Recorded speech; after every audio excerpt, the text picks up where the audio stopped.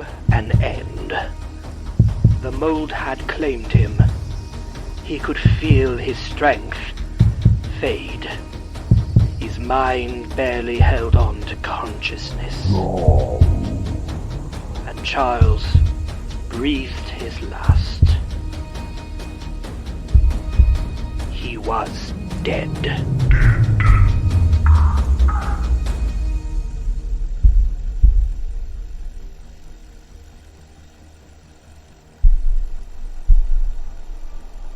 No.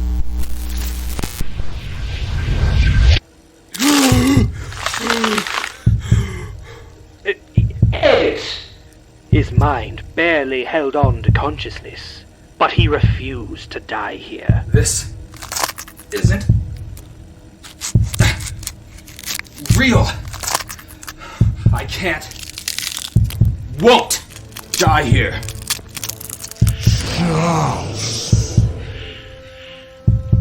No.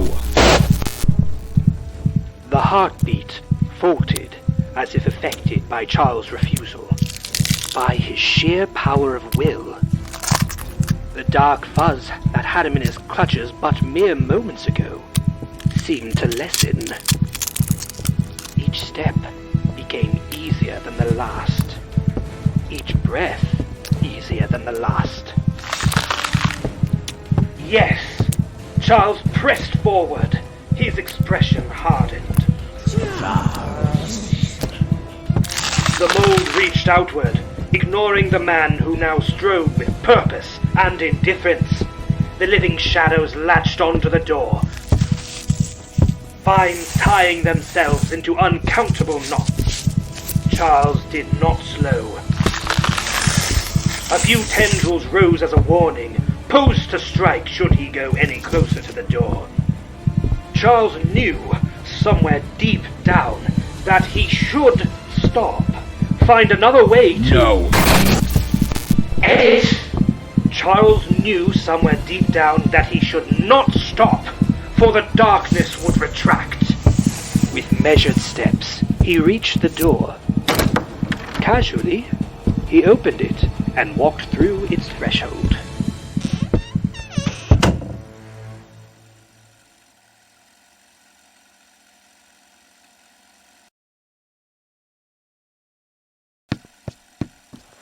You will always... Yeah. Relentless. Ugly things. Go ahead and hide, just like you always do, whenever things get tough. Oh, shut up! Let a guy think. They listened? Yeah, that's right. Stay quiet.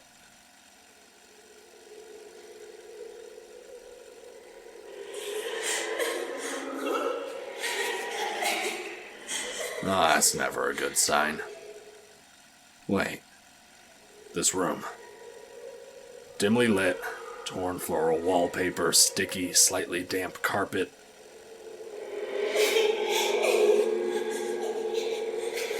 Yep. Mysterious child laughter. Olin, how and why did you take the Griffin Hotel? Room 408. 4th floor? That means...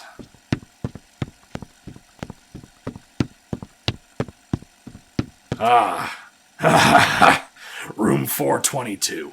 The shooting gallery. Just you wait, you poor imitations of me. Oh, do I have... Wait. What? No. No, it can't be. Can't be, it's just brick. Damn it. Damn it! Don't acknowledge it. Just keep walking, H. Gray.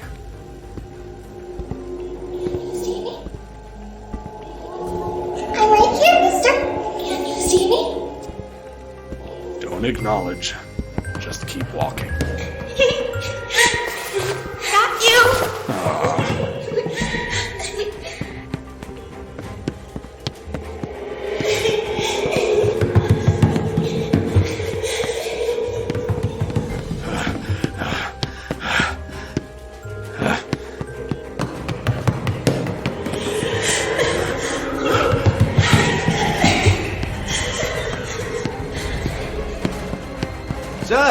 Mister, away!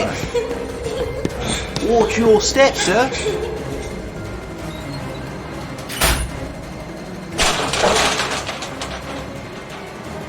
Come on, come on.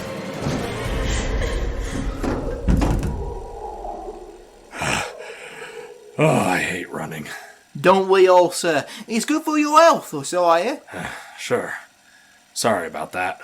No need to apologise, sir. I've told those kids not to play in the halls, but you know, kids will be kids. Thanks. I'm H. Gray. Whew. Wait.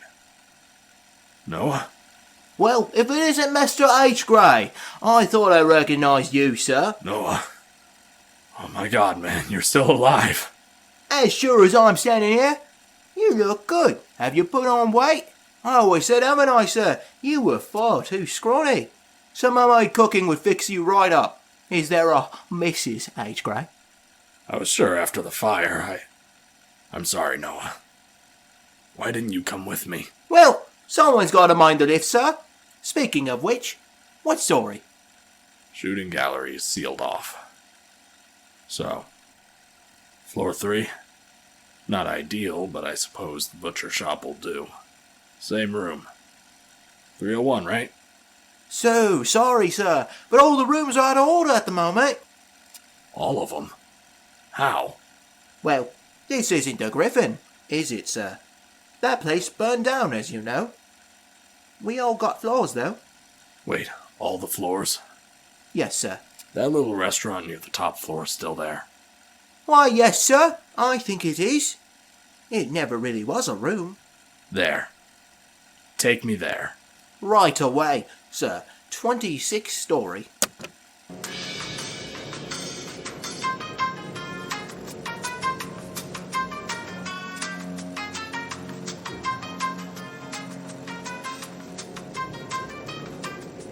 So, Noah, do you know where you are?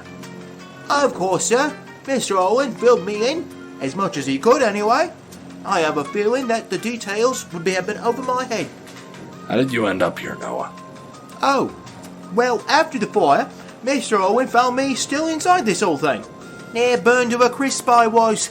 He patched me right up and moved me in my lift here. Quite thankful I am. He never told me this. Why did he take the giggling children? And for that matter, what seems like the whole Griffin. He didn't, sir. This ain't the real Griffin. It's a copy. I don't leave the lift, as you know, but I do like seeing these halls. Reminds me of the good old days. And the kids from hell. Sir, come on now. They may be a tad rowdy, but well, kids aren't. Their idea of playing is skinning and eating their victims alive, Noah. You got me there. Those little buggers snuck onto my lift during the fire. Stay real quiet until we got here. Being invisible helped. I'm sorry, Noah. If I would have known you were here, Say no more, Mr. H. Gray. Truth be told, I asked Mr. Owen not to say anything. Don't get the wrong idea. It would have been a delight to have you in my lift again. I just didn't want you to have that look on your face right now. Sir. But you've been here. Alone. All this time. Now, enough of that, sir. It ain't so bad. I got my lift, the old Griffin house, and at least there's something that looks like 'em. I even got a guest that writes. Mr. Owen visits ever so often, not so much recently. Oh, we ride the lift from floor to floor and have lovely conversations. Mind you, I haven't needed to eat since we got here. But he always does bring me one of those cherry pastry things. Oh, I do love those.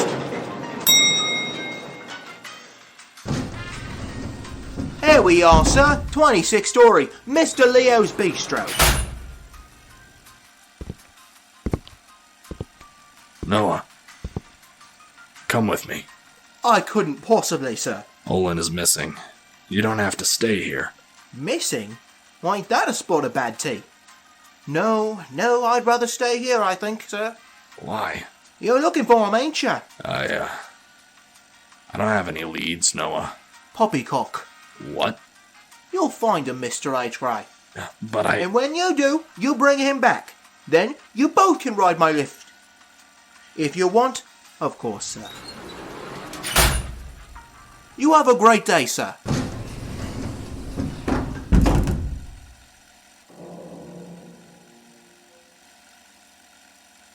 Goodbye, Noah. Charles sat on the cold tiles. His back was against the door. His complexion was pale, and small beads of sweat ran down his face. Despite this, the halls were no safer from whence he just came. Digging up the strength, Charles stood.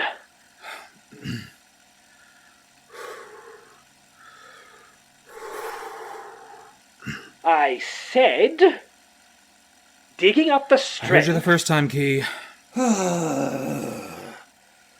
While the story is currently on pause, may I ask you a question? Can my subconscious ask me a question? Sure. Why not? Shoot. How did you know that would work?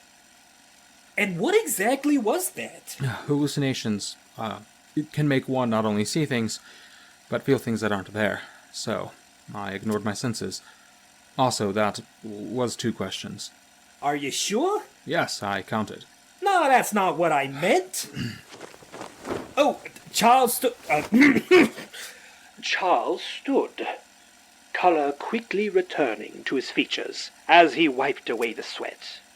His head swiveled about the hall, which seemed to stretch on in both directions. One path could mean certain death, the other salvation. That's dramatic. Are you sure you're not Donahue, subconscious? Dodging the weight of his decision with an attempt at humour, Charles chose his heading. He turned right, but whether it was the right choice was left to be seen. His footsteps echoed through the hall more than they should. It was as if even sound knew the danger that lurked here and refused to be caught in the plaster. Charles slowed his pace. In the distance, a figure stood. Its details were all but obscured by a deeper darkness. It was too small and too scrawny to be the Minotaur. What's more, it was motionless and positioned itself in an odd arrangement. The figure's feet were wide apart, but its knees were nearly touching. One arm stuck out awkwardly from its body, while the other fell limply at its side. Something about its proportions was slightly off. Almost unnoticeable, but they were distinct nonetheless.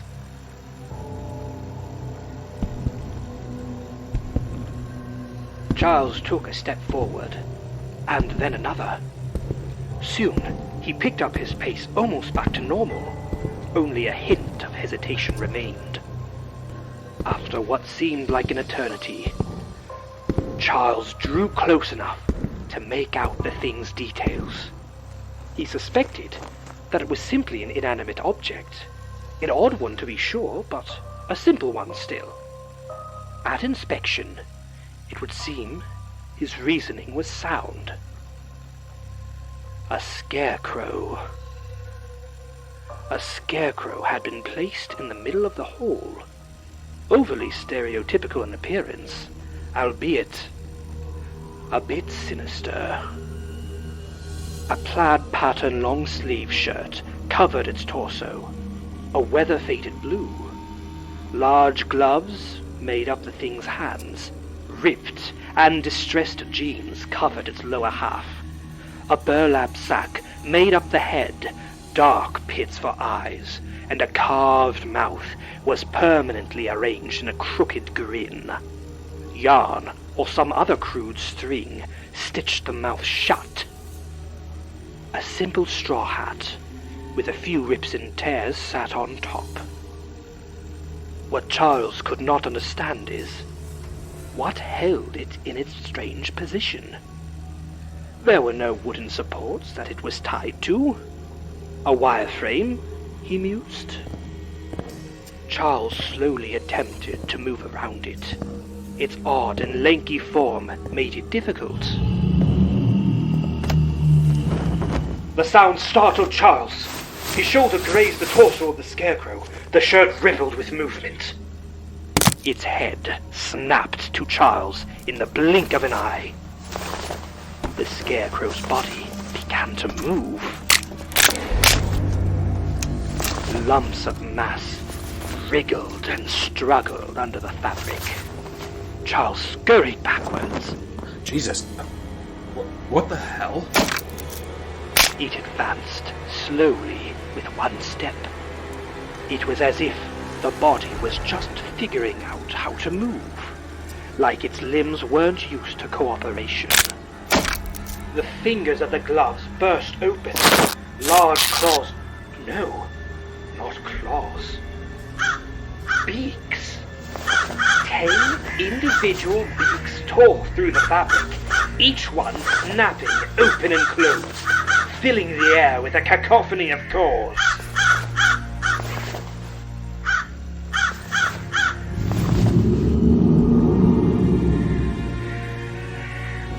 Charles knew he should start running.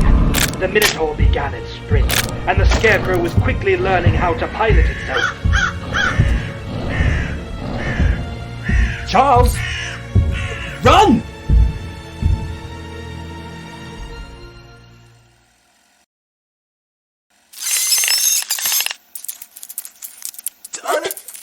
Hold on. I can just... Eli.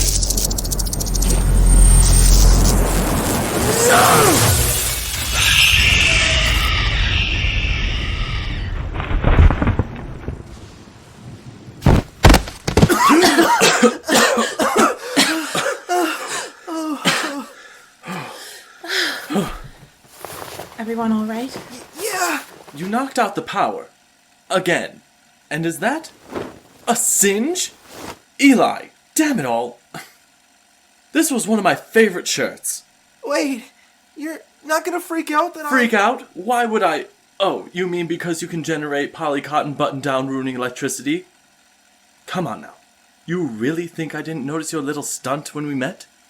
Honestly, Eli, I'm not thick. Who do you think I am? Charles? I've been running from a very scary ghost and getting attacked by all matters of monsters for who knows how long. Literally, least shocking news. A pun? Really? I suppose those are good points. More importantly, we should get going. As tempting as it is to stay in a room that you fried, we have a goal, correct? Right. These things might not stay down. I usually just end up stunning them like this. How many times have you done this? Well... And why are we okay? Oh, I aimed it. And you couldn't aim it away from my shirt.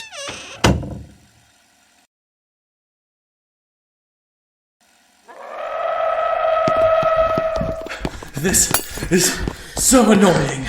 Is it? I hadn't noticed. You guys are old.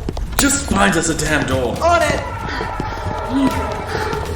He always like this? Oh, shut up. Sorry. Yes, he is. Over here! I found one! Guys!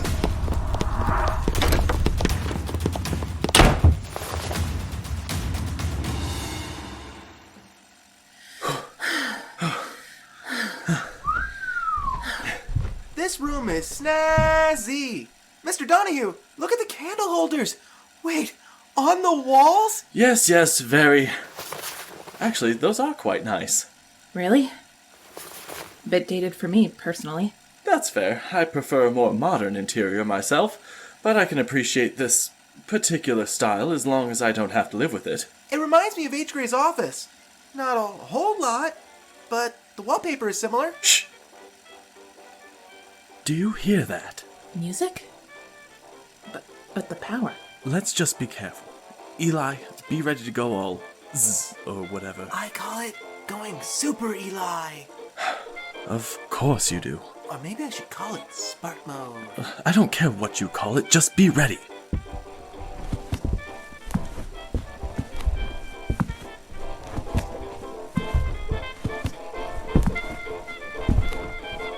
Stay here. Wait for my signal. Got it. What's the signal? No idea. At the risk of you being some horrid monster that wants to disembowel me or eat me or whatever, I'm a bit lost and was wondering... Oh my god! Your face! It's...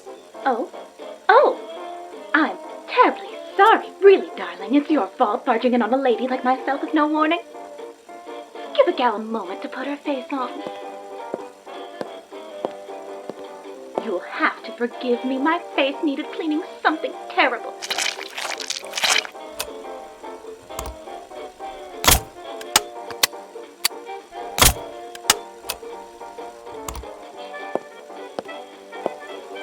Why now, aren't you a curious little item? I don't think that you've had the pleasure, darling. Roxanne Lawson. Charmed, I'm sure. Roxanne Lawson!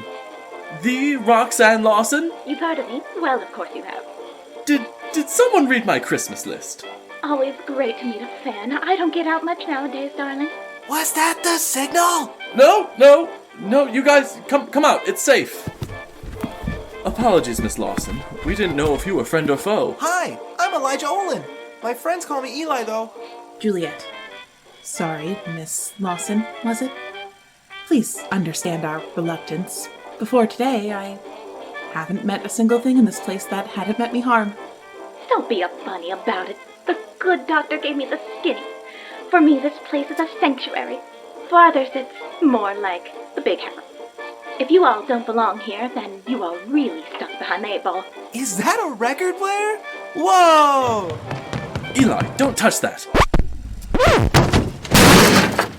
Oops. Oh, pay it no mind. It's just an old gramophone. I'm sure I have another one laying around. It isn't often I get above gums with anyone but the head doctor. About that. He's retired. Missing. Or missing, depending on who you ask. Point is, I doubt he'll be coming into chat anytime soon. That puts me in an awful jam. I would imagine. If I remember correctly, you were running from death? Aren't we all? For me, it's a bit more literal, darling. Phony fellow. He must find me quite keen. Can't really blame the Mac. Wait, that means, Miss Roxanne, Miss Lawson, the anchor. It not only keeps things in, but it also keeps things out. Okay, your father really should have left a note or something. Well, jig is up. I knew it was a matter of time. First things first, gotta scram and fast. What's that? What's what? Eli, we don't see anything. You can see him? Well, now that normally would be just fairies, but we better skedaddle. Mr. Donahue, stop! Eli? Death is at your feet, darling. Best not take a step unless you want to join him, that is. Eli, can you get to us? No. This way. I found a back door earlier. For now, we split. Ugh, fine. Miss Lawson, don't let anything happen to the little one. Juliet, let's go. Be careful.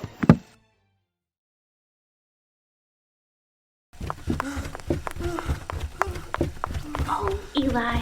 Let's take a break. I'm fine. I can't. We don't need... Enough of that. You're panting heavier than a bird on her wedding night. But you're not even... One thing Death and I share is that we're both relentless and unable to tire, darling. You, on the other hand. Yeah. Okay. Just a minute. Whew. So, tell me, how can you see that mass of a shadow? I don't know. Maybe we're both, special? Don't tell me you're a walking stiff like me. No. Just, we're both, we're different? It's hard to explain. Mr. Donahue says I'm bad at something called exposition? Fellow can't give us a minute, can he? Okay, more running. Hold on. The hallway splits here. Eli, look. As long as these gangs are still walking, that cat in black is going to be chasing us. There's nothing I can do about that. I promise that Donahue fellow, I wouldn't let anything happen to you. Miss Roxanne, what are you saying? I'll run left, you run right. That specter will be hot on my heels. With that luck, you'll be in the clique. No, it's fine. I'll keep up, I promise. Eli, you're not listening, darling. You'll eventually slow and tire, and when that happens, we'll both likely be swimming with the fishes. This gives you and myself the best shot. No, I can use electricity. I can do I something. think we both know that won't work, darling. Otherwise, you would have already. But I don't want to be alone. Don't make me be alone. There isn't time. Run, Eli.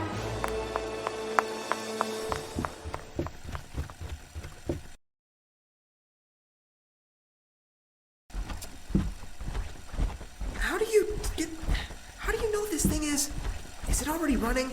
Hold on, let me see if I can. Yeah, okay, it was on. Okay. This is Eli Olin, recording for records. It is Thursday. Did I do that right? The power came on a little while ago, so that's something. The halls are the same. Still no sign of Mr. Donahue or anyone else. I really have no idea where I am. I haven't seen a door in a really long time. At first, I was ignoring them because it could be dangerous. But what if it was one of my friends and they needed my help? So, next door I see, I'm gonna check. Just real quick, and make sure. Oh! A door! It kinda looks like... It is! The office!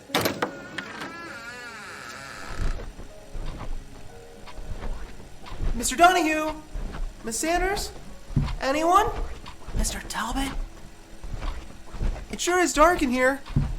Wait, the bookshelves are fixed. Who's there? I'm warning you, I'm armed. Kind of. Hello? Dad?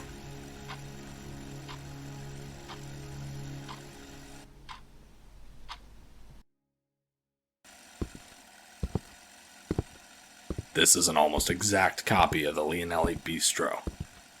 Honestly, as long as Olin put in the windows, that's all I need.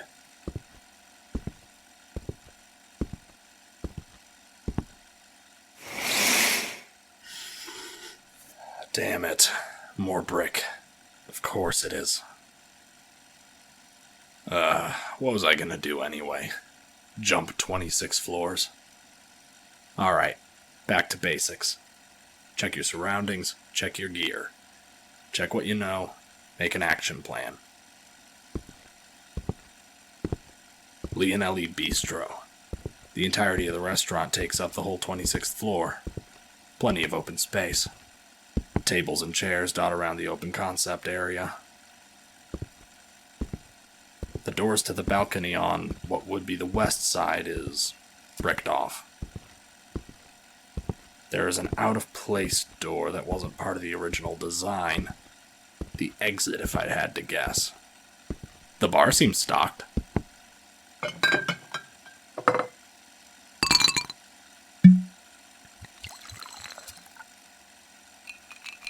Yup, whiskey's fine. If I wanted to, I could just stay here. Plenty of supplies to make myself comfortable. Fully stocked bar. I could always ride the lift and have Noah for company. Could think of worse ways to spend the rest of my life. Doubtful that Talbot and Donahue will get the anchor back up and running. Eli would come back to the office at some point, though. Alright. Staying isn't an option. Check gear.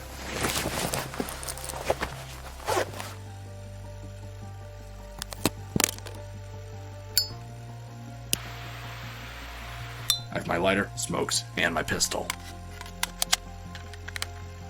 In total, I've got 12 rounds. For my surroundings, could make a few Molotovs. Rather not set fire to the building. Nah, I'll make a few in case of emergency. Might as well grab a knife or two off the table while I'm at it. Check what I know. The anchor has been removed. Normally off-limits areas have been open to the public. The rooms themselves are unlocked. Clearly a few of the patients have begun to figure this out. Apparently there are a few patients that Ola never told me about, so that'll be fun. Luckily, backup protocols have kicked in. All exits would have been removed. Only a few stairwells should remain. They will be changing locations.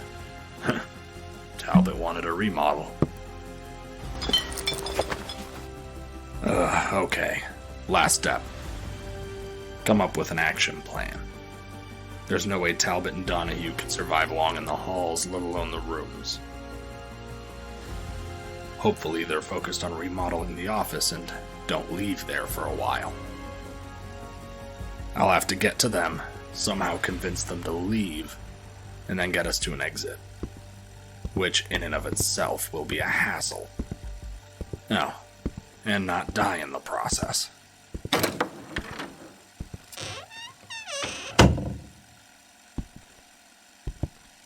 Okay. No cheap knockoffs so far. Maybe I'm through the worst of it.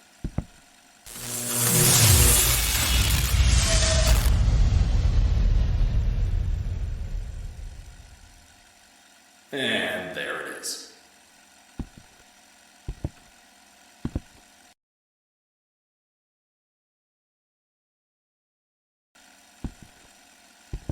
Is that a flashlight? Talbot? Donahue, is that you? Wait a minute. The way the light's swaying. Perfect movement for someone walking. No one walks perfectly. Talbot. Donahue. If that's you, I need you to respond now. Didn't think so. I remember these things. Damn anglerfish. Am I right? You okay? Oh yeah, I'm right. Been a while since you mimicked a person, hasn't it? Sounds a bit distorted. There are a lot of mimic creatures. I'll have to look into that. Come here. It's not safe. Yeah, I bet. You know what's great? I've had a crap day. Oh, why is that great? Because Olin is missing. Which means he can't tell me not to do this.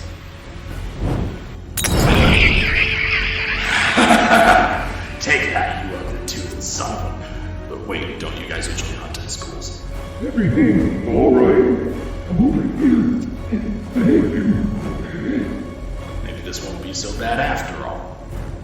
What is it that Eli says? Alright. Yeet!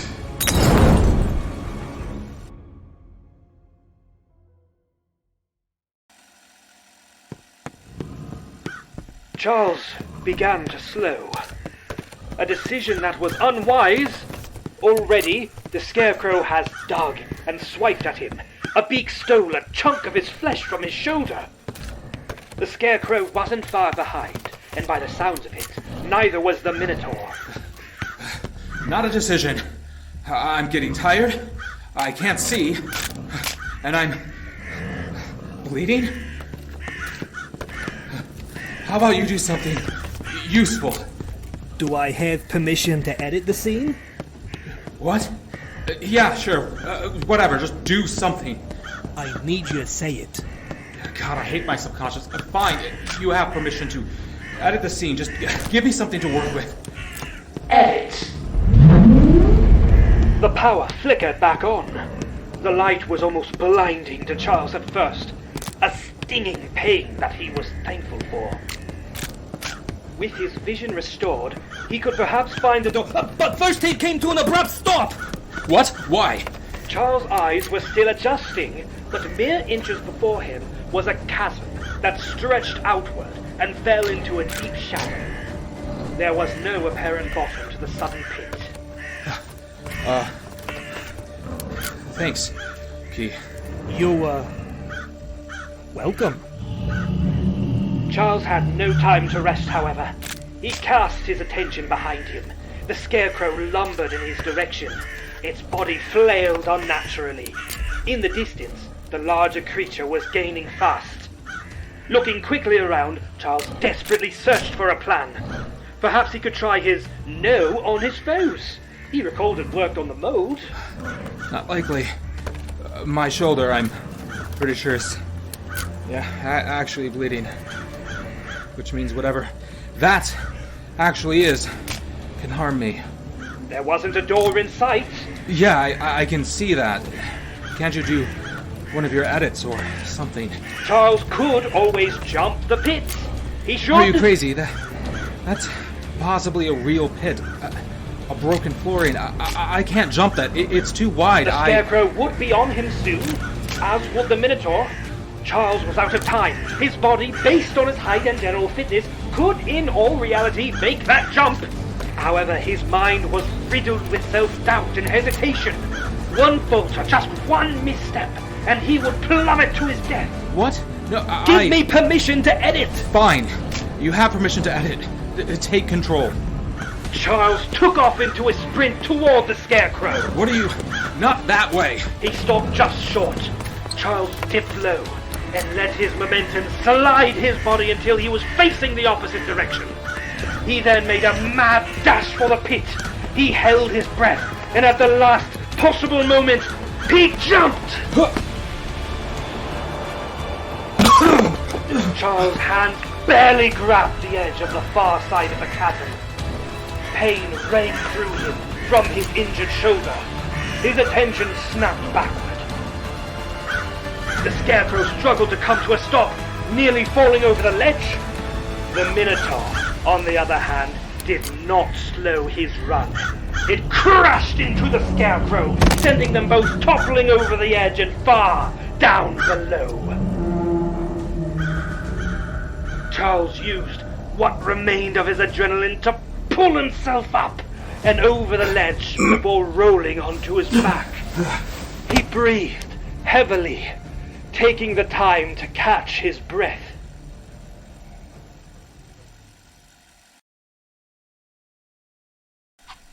Dad, you've been here the whole time? We've been looking for you. What happened? Are you okay? Did you... I'm sorry. Who are you? What? It's me. It's Eli. Dad, what's going on? I'm so sorry. Eli, was it? I think you have me confused for someone else. I don't have a son. How could you say that? Dad, stop. This isn't funny. I was really worried. If I did have a son, he wouldn't be so... pathetic. Wait, what? Look at you. You're a sniveling brat. That's really mean. I'm not a brat, Dad. Don't call me that. You are not my son. You aren't even worth my time, yet alone my love. Dad, why are you... What a weak excuse for a person. I'm not weak! Why are you saying these mean things? I should just leave you here.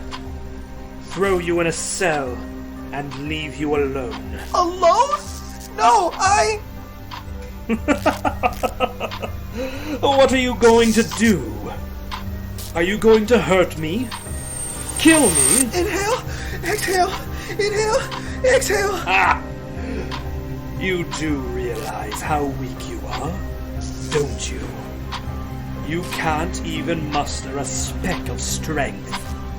Not even to save your own worthless life. No, I couldn't. I would never... As I said.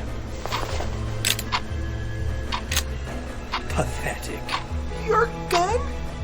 When did you... Goodbye, you little monster.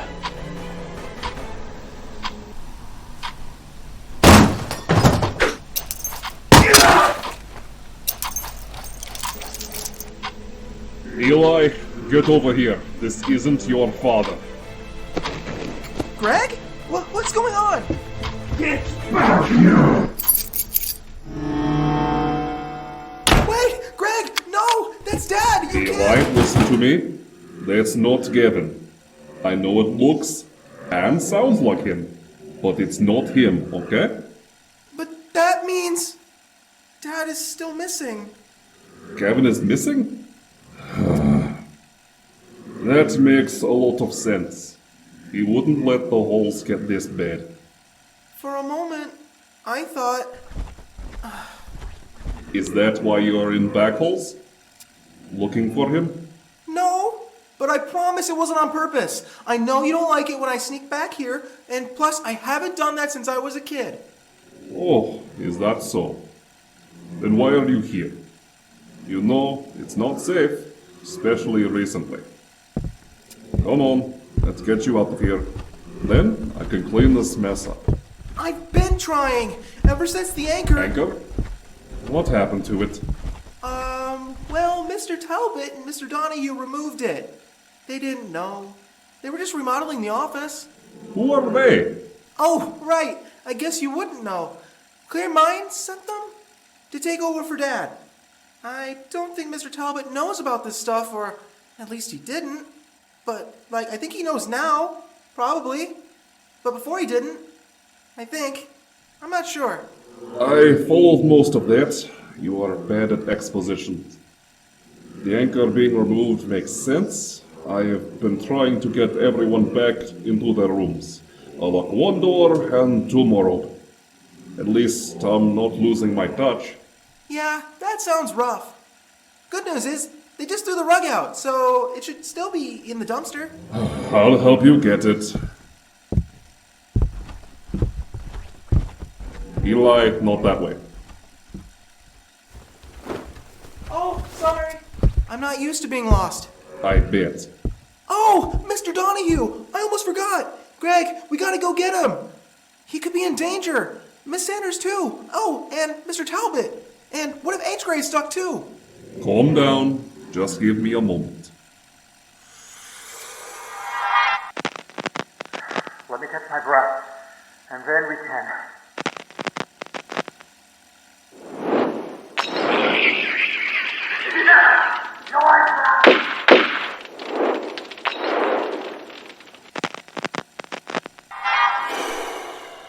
Of course. I'll need to get my big bucket. I suppose this room isn't that horrible. That said, those curtains? Absolutely not. 3 intruders. H. Gray is having fun. I'll just leave him be. The other 2, one is laying on the ground talking to himself, clearly exhausted. The other is, critiquing the decor. That's Mr. Donahue! Is he okay? He is fine. The other one, Mr. Talbot, is injured. Nothing too serious. We'll swing by, get Mr. Donahue, and then the anchor. But if Mr. Talbot is hurt, It's he could be in... superficial. Plus, he is very far from us and from a stairwell. It'll be faster to get the anchor and reset the holes. But I'm just trying That's fine. I'm not putting you in any more danger. Fine.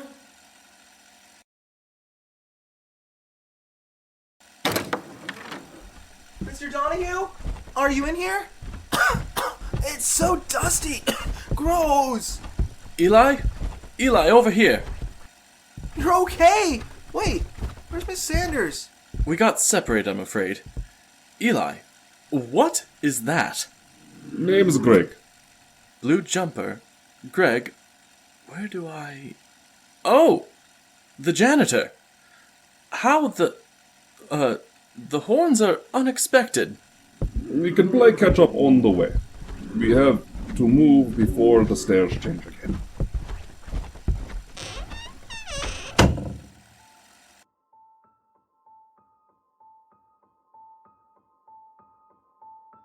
This episode was a Dark Papers Entertainment production. The showrunners for this episode were Christopher George and Dalton Lewis. Sound editing was done by Christopher George. Script editing was done by Dalton Lewis. Charles Talbot was played by Christopher George. Key, an Olin impersonator, was played by Peter O'Keefe. H. Gray and his other variants were played by Michael Williams. Noah and Eli were played by Dalton Lewis. Lucian Donahue was played by Dakota Hamlin. Juliet Sanders, Roxanne Lawson, and the Giggling Children were played by Abby Linsinski. Greg was played by Kevin Linsinski. And finally, other monster noises were played by Dakota Hamlin and Kevin Linsinski. Hey everyone, Chris here. This episode, although a beast to put together, was a blast, and we really enjoyed bringing this to you. Worry not, our normal release schedule will now continue as planned. Thank you so much for listening. And if you wanted to help support the show further, check out our Patreon. There you can find episode scripts, get access to episodes 2 days early, if waiting isn't your style. You can also help us by leaving a solid rating, or 5 of those golden stars. Join us at our Twitter to stay caught up with all the recent happenings, @PatientFilesPod. Until next time, stay safe, stay sane.